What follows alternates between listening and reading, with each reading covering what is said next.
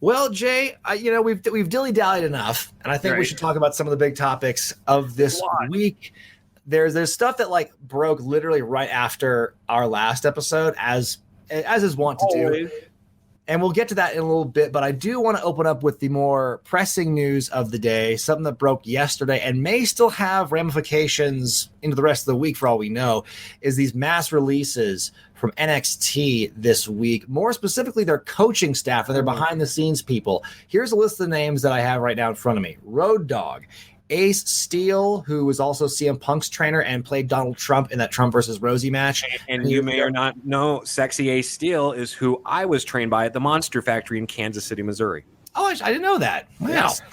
Small world. Ryan Katz, who was also, he was Kay Fabian in Ultimate Deathmatch, Ultimate Deathmatch, Wrestling Society X.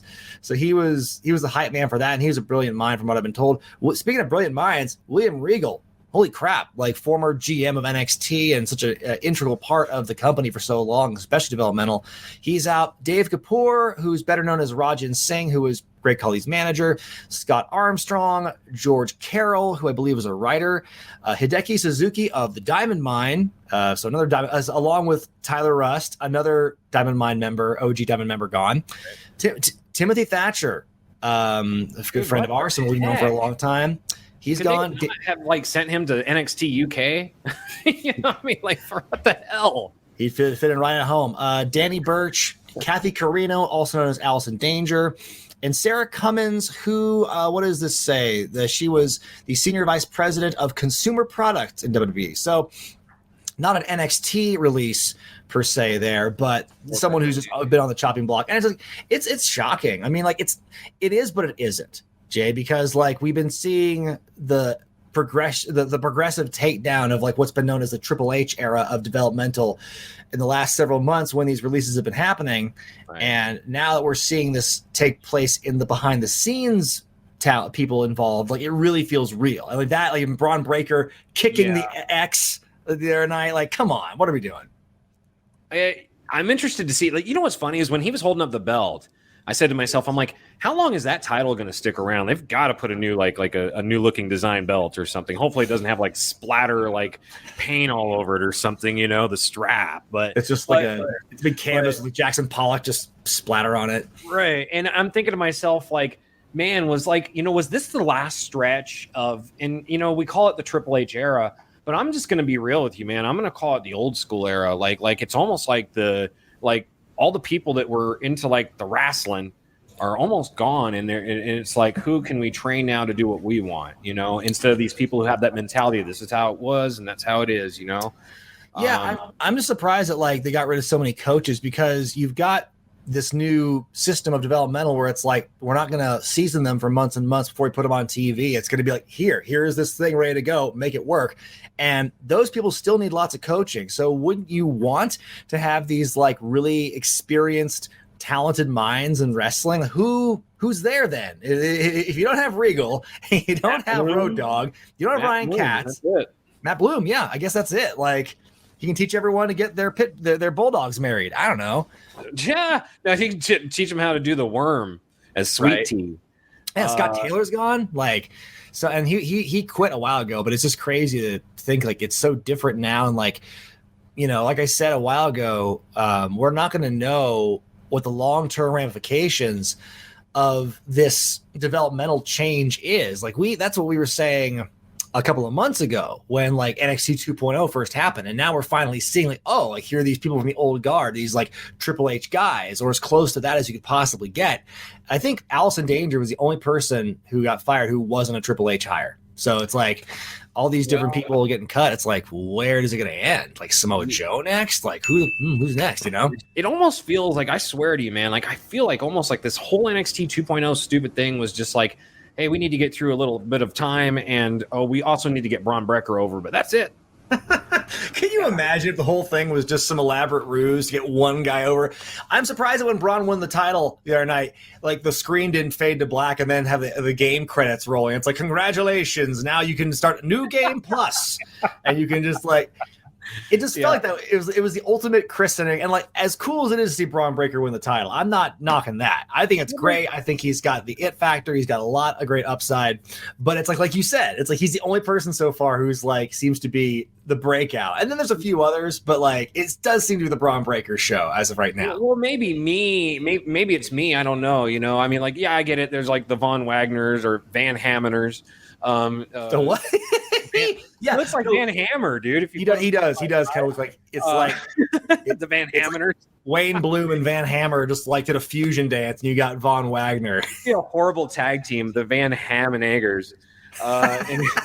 Anyways, that's so stupid. Rob Van Dam and Barry Horowitz as the Van Hammenagers. I love that. Road Dogg surprised the hell out of me because he's been an agent for years now, you know. Dude, he was a writer for SmackDown and everything. Like he seemed to be one of those guys who it's like dyed in the wool. This is like the WWE style. Like yeah. But yeah, it definitely seems like what many people are saying about this is that it just seems like it's definitely a deliberate effort to get rid of people from the from that circle, that Triple H circle of like creative and developmental. Do you hypothetically, Brian, do you ever see Triple H himself getting the future endeavor? God, like I think that would be like the most shocking thing, because I mean it just feels like the dominoes are falling, and I can't imagine that's going to happen. I imagine it's one of those things, but we've said that about so many other people who are, oh, this person's a lifer, they're not going anywhere. And then look what's happening now. Nick Khan has come in and has just totally changed the culture of like how business is done there. And so like, I don't know, maybe it blows my mind they would fire someone like Regal. I mean, Samoa Joe, them firing him last year was shocking. Then they brought him back. But like Regal is even more shocking to me, because somebody who has like 40 years of experience, someone who's like lived through it, like they had like the worst shit happen to them with his substance abuse issues. He came out the other side, and like he's got so much knowledge and passion from all these different influences, and like he, you know, whether you have him be in the developmental or in the writing team or not, it just seems like, what are you doing like getting rid of him? All you're doing is giving somebody else ammunition or a good tool. It doesn't matter if it's Tony Khan or Scott D'Amore or anybody. It's just like you got somebody out there who's got this brilliant mind and who's going to make a lot of money for himself and possibly some other company in the future. I felt Thatcher kind of had that like guaranteed shot whenever he wanted to. And when he did, it was finally a case of like, I've done all I want to in the indies, and now I can make that jump and make that money. You know, as far as Tim, I'll tell you, this is a real story. Tim went to a WWE tryout. This is right from his own mouth. He went to a WWE tryout in Los Angeles one time. It was the very first time he ever met Regal. And if you ever met Tim Thatcher before he was signed to WWE, he wore a coat that was like a general's coat, and people called him Captain Crunch. So if you remember Captain Crunch, with like little things on his shoulders or whatever, and he would always have his hand behind and smirky. He really leaned into the British gimmick for a while. He did, you know, like what was that British Invasion that was in TNA where they'd have the hands always behind their backs and like anyway. But yeah, he actually cut a promo in front of Regal at that tryout, and the very first thing that Regal said to him was like, okay, now do a promo that isn't William Regal. And he was like, you know, yeah. So kind of blew his mind. But that was their first meeting. But dude, let me tell you what, Tim, he is a mathematician, man. Like, talk about a grappler. And the biggest crazy thing about the dude, I don't think I'm giving anything away here. I mean, he's literally from California. He's not even freaking British, and he has British ancestry. I think one of his parents is British. So he's British enough that he actually he's fooled British people, I'm sure. Yeah, that's why I was saying, like, couldn't they have thrown him on NXT? He's more believable as a Brit than he is even an American, even in real life, knowing him. But, yeah, right. But he has lots of opportunities ahead of him, no matter where he goes. Hopefully, he might be somewhere like New Japan. I would love to see Tim Thatcher in New Japan. Yeah, he'd be great there for sure. If he goes back to California, New Japan Strong is there, in LA, so it's like a pipeline for sure. Yeah. So I mean, best of luck to everyone who is released. I'm sure they're not going to be, hard up for cash, not hard up for work.